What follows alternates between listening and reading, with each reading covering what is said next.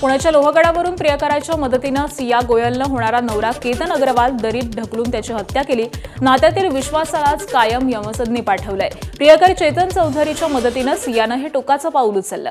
मात्र यामागे किती मोठा नियोजित कट होता याची डोळे चक्रावणारी माहिती समोर आली आहे। हत्येआधी दोघं कॅफेमध्ये भेटले आणि केतनला कसं मारायचं याचा प्लॅन तयार करण्यात आला। धक्कादायक म्हणजे सिया आणि तिचा प्रियकर चेतन चौधरीनं हत्येसंदर्भातली माहिती गुगलवरती सर्च केली होती। हत्या करून त्याला अपघात कसं दाखवलं जाईल हे सियानं सर्च केलं होतं अशी माहिती मिळतेय। सियाच्या गुगल सर्च हिस्ट्रीमध्ये हे समोर आलेलं आहे। शिवाय FIR कॉपीतून धक्कादायक माहिती समोर आली आहे। किरकोळ कारणावरून भांडणारी सिया केतनला लोहगडावरती घेऊन जाण्यासाठी वारंवार आटापिटा करत होती। अखेर लोहगडावर तिनं आपले राक्षसी मनसुबे पूर्ण करत केतनची हत्या केली। दरम्यान या प्रकरणी सिया आणि चेतन या दोघांना 7 दिवसांची पोलीस कोठडी झाली आहे।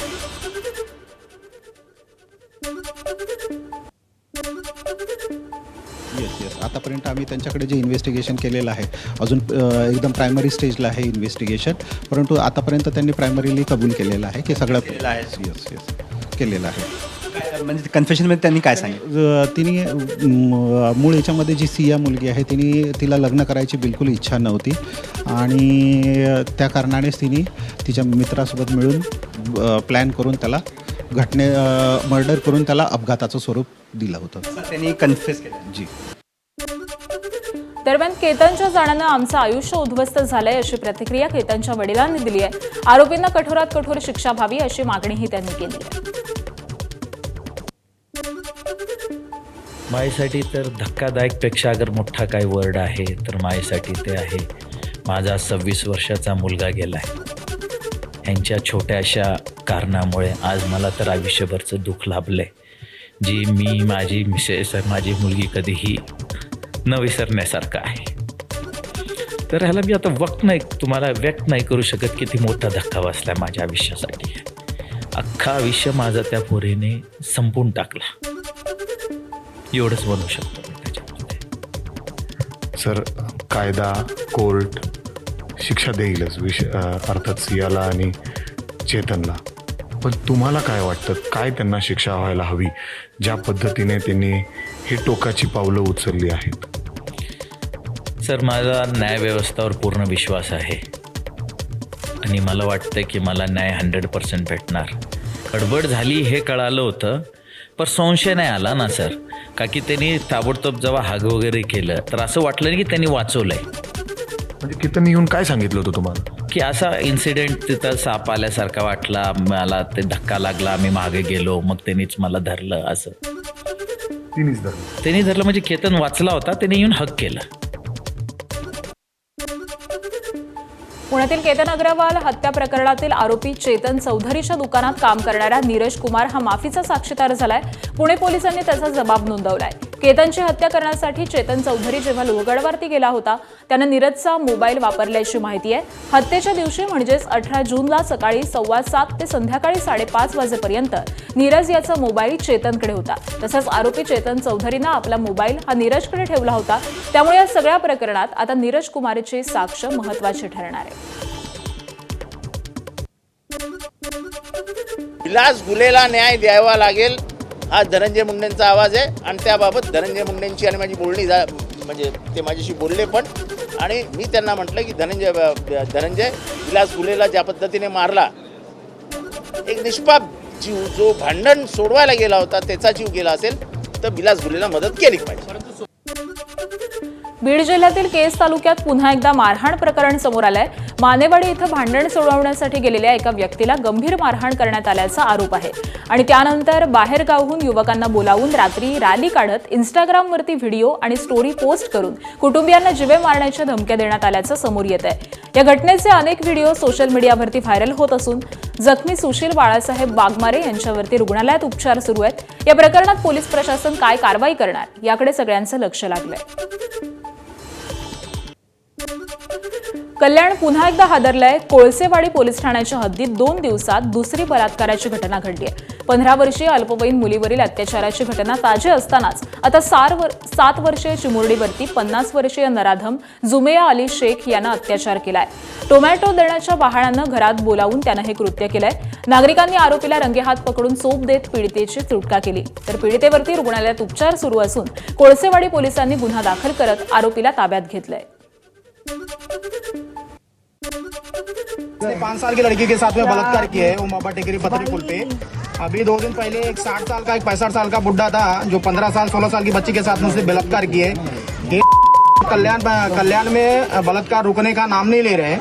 इन लोगों को कैसा क्या करने का है, मैं गवर्नमेंट भारत इधर महाराष्ट्र के सरकार को बोलता हूँ जगह पे बुला के फांसी दिया जाए, नहीं तो ये कार्रवाई हमारे फांसी दो इसको हम लोग कर कैसा क्या करने का हमें जानते हैं. कोळसेवाडी पोलीस स्टेशनच्या हद्दीमध्ये आज सकाळची घटना आहे. एका 2 मुलीवरती लैंगिक अत्याचाराबाबतची तक्रार आमच्याकडे प्राप्त झालेली आहे. त्या अनुषंगाने सदर आरोपीला आम्ही ताब्यात घेतलेला आहे आणि सदर मुलीच्या घरच्यांच्या तक्रारीवरून गुन्हा दाखल करण्याचं काम सुरू आहे. पिंपरी चिंचवड शहरातील ताथवडे परिसरामध्ये एक अत्यंत धक्कादायक घटना घडली आहे. घरामध्ये एक महिला आणि तिच्या 2 मुलांचे मृतदेह आढळून आल्यानं परिसरात एकच खळबळ माजली. पोलिसांच्या तपासात आर्थिक विवंचनेतून महिलेचं जेवणामध्ये विष कालवून स्वतःच्या मुलांचा खून करून आत्महत्या केली असेल असा संशय पोलिसांना आहे. यवतमाळ जिल्ह्यातील पुसद शहरामध्ये पूर्व वैमनस्यातून भर दिवसा गोळीबार आणि चाकू हल्ल्याची धक्कादायक घटना घडली आहे. सार्वजनिक बांधकाम विभागासमोर झालेल्या या हल्ल्यात अंजुम उर्फ वजाहत अली खान यांच्यासह 2 जण जखमी झालेले आहेत. वाहनातून आलेल्या हल्लेखोरांनी गोळीबार करत चाकूनं हल्ला केल्यानं परिसरात एकच खळबळ उडाली. या प्रकरणी वसंतनगर पोलिसांनी अब्दुल वाजिद आणि अब्दुल साजिद या दोघांना अटक केलेली असून 3ऱ्या आरोपीचा शोध सुरू आहे. घटनेनंतर पुसद परिसरामध्ये दहशतीचं वातावरण निर्माण झालेलं असून पोलिसांकडून पुढील तपास सुरू आहे.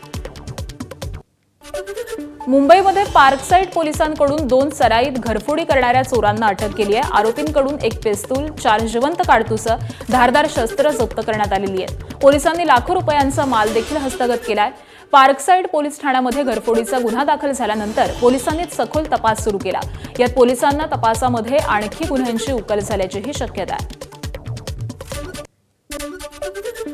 गोंदिया जिल्ह्यातील रुग्णवाहिका चालक अनमोल उर्फ शंभू रंगारी यांच्या हत्येचा धक्कादायक खुलासा झालाय.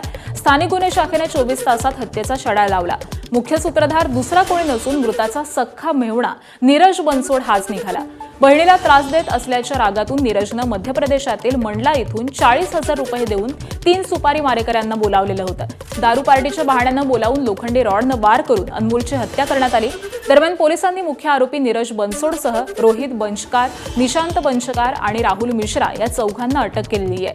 पुढील तपास पोलीस निरीक्षक पुरुषोत्तम अहरेकर हे करतायत.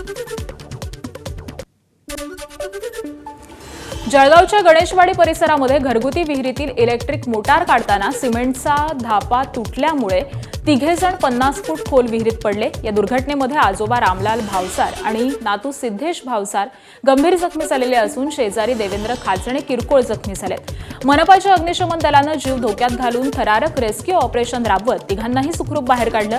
गंभीर जखमींवरती खासगी रुग्णालयात उपचार सुरू आहेत. महापौर दीपमाला काळे यांनी घटनास्थळी भेट देऊन उघड्यावरील विहिरींची चौकशी करून संबंधितांना नोटीस देण्याचे आदेश दिले. बेळगावच्या एका खासगी कंपनीतील कामगारानं कंपनीमध्येच गळफास घेऊन आत्महत्या केल्यानं खळबळ उडाली आहे. कामावरून कमी करतील या भीतीनं कर्मचाऱ्यानं आत्महत्या केली आहे. या कर्मचाऱ्यानं सुसाईड नोटही लिहून ठेवल्याची माहिती समोर आली आहे. लेबर कॉन्ट्रॅक्टर 5 लाख रुपयांची मागणी करत होता. पैसे दिले नाही तर काढून टाकतो अशी धमकी देत होता, असं सुसाईड नोटमध्ये त्यानं नमूद केलंय. घटनेची माहिती मिळताच कामगारांचे कुटुंबीय आणि गावकऱ्यांनी मोठ्या संख्येनं जमून कंपनीत निदर्शनं करून दगडफेक केली. यावेळी आमदार राजू सेठ आणि पोलीस आयुक्त भूषण गुलाबराव बोरसे घटनास्थळी दाखल झाले आणि त्यांनी संतप्त जमावाची समजूत काढण्याचा प्रयत्न केला. न्याय देण्याचं त्याचबरोबर आत्महत्या प्रकरणी जबाबदार असलेल्यावरती कारवाई करण्याचं आश्वासन यावेळी कुटुंबियांना देण्यात आलं. अन्न औषध प्रशासनानं शिर्डीत पुन्हा धडक कारवाई केली आहे. आज सकाळपासून साई मंदिर परिसरामधील खासगी पेढे विक्रेत्यांच्या दुकानांवरती छापे टाकून 500 किलोहून अधिक निकृष्ट दर्जाचे पेढे जप्त करण्यात आलेत। एबीपी माझानं काही दिवसांपूर्वी शिर्डीतील निकृष्ट पेढ्यांचा पर्दाफाश केला होता। भाविकांच्या आरोग्याशी खेळ सुरू होता। एफडीएकडून शिर्डीत दुसऱ्यांदा ही मोठी कारवाई करण्यात आली आहे। भिवंडीत अवैधरित्या साठवलेला 772 गॅस सिलेंडरचा साठा अन्न नागरी पुरवठा विभागानं जप्त केलाय।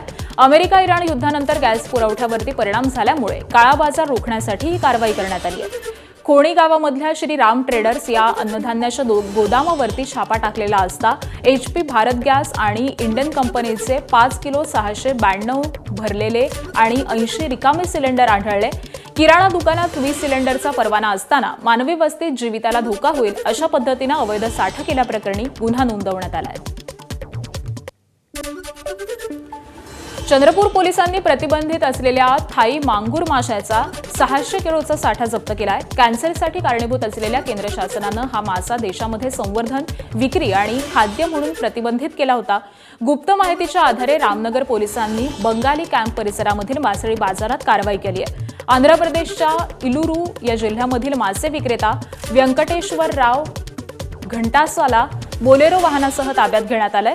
साधारण 60 किलो रुपये किमतीचा मासा जप्त करून ते अधिकाऱ्यांच्या मार्गदर्शनात खोल जमिनीमध्ये पुरून नष्ट करण्यात आले। जिल्हा मत्स्य व्यवसाय विकास अधिकाऱ्यांनी या कारवाईमध्ये विशेष मदत केली। मुंबईत आलेल्या पहिल्याच पावसानं मुंबई महापालिकेचा भोंगळ कारभार चव्हाट्यावरती आणला। रस्त्यावर पाणी साचलं होतं, मुंबईची तुंबई झाली होती। महापालिकेनं केलेले दावे पहिल्याच पावसामध्ये वाहून गेले। दरम्यान पहिल्याच दिवशी या कारभाराचा फटका अनेक मुंबईकरांना बसला। खड्ड्याचा अंदाज न आल्यामुळे एक व्यक्ती पाण्यात पडली, तर माटुंग्यामध्ये महापौर रितू तावडे पाहणी करत असतानाच त्यांच्यासमोरच पालिकेचा एक अधिकारी उघड्या मॅनहोलमध्ये पडला। मुंबईतल्या पाहणीनंतर मॅनहोलच्या तक्रारींबाबत महापौर रितू तावडेंनी प्रतिक्रिया दिली आहे। कोणत्याही मॅनहोलच्या ठिकाणी जर जाळीत असेल आणि जर काही अपघाताची घटना घडली तर त्यावेळी अधिकारी किंवा अभियंत्याला जबाबदार ठरवणार असल्याचं महापौर रितू तावडेंनी म्हटलंय। पाणी साचल्यानंतर खालची जाळी दिसत नाही किंवा मॅन्युअलची झाकणं ती लोकांना दिसत नाही, त्याच्याकडे मी अतिशय जातीने लक्ष देते। आणि मी माझ्या माध्यमातून, मीडियाच्या माध्यमातून एवढं पण सांगते की ज्या ठिकाणी अशा पद्धतीची जाळी नसेल आणि जर एखाद्या मनुष्य कोणालाही तिथे घातपात झाला तर त्या ठिकाणी त्या अभियंत्याची जबाबदारी निश्चित करून मी त्याच्यावर कारवाई करणार। मुंबईत एकीकडे पालिकेचा अधिकारी खड्ड्यात पडल्याचं समोर आलंय। हे दुर्दैवी असून संबंधितांवरती कारवाईचा इशारा मुंबई महानगरपालिका सभागृह नेते गणेश खणकर यांनी दिलाय। तर दुसरीकडे त्यांनी दहिसरमध्ये नालेसफाईच्या कामाची पाहणी केली। यावेळी दहिसरमध्ये चांगली नालेसफाई केल्याचंही त्यांनी म्हटलंय। काहींनी एसीमध्ये बसून फक्त टीका करण्याची सवय असते, मात्र आम्ही प्रत्यक्षात जमिनीवरती उतरून काम करतो असा टोला खणकरांनी लगावलाय। यंदा बऱ्याच उशिरानं दाखल झालेल्या मान्सूननं आता बऱ्यापैकी वेग घेतलाय। कोकणासह मान्सूननं आता उर्वरित महाराष्ट्र देखील व्यापलाय। हवामान विभागानं याची अधिकृत घोषणा केली। हवामान विभागानं दिलेल्या माहितीनुसार महाराष्ट्रासह गुजरात आणि मध्य प्रदेशात देखील मान्सून सक्रिय झालाय।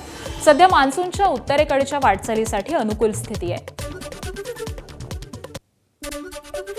भिवंडीतील नालेसफाईच्या नावाखाली कचरा पुढे ढकलण्याचा अजब प्रकार समोर आला। पावसाळा सुरू होऊन देखील शहरामधील अनेक भागांमध्ये नालेसफाई अपूर्ण आहे। नायगाव परिसरामध्ये नाल्यातील गाळ आणि कचरा बाहेर काढण्याऐवजी तो पुढेच सरकवला जात असल्यामुळे कामावर प्रश्नचिन्ह निर्माण झाले। महापालिकेने नालेसफाईसाठी 2,44 लाखांचं टेंडर दिलं।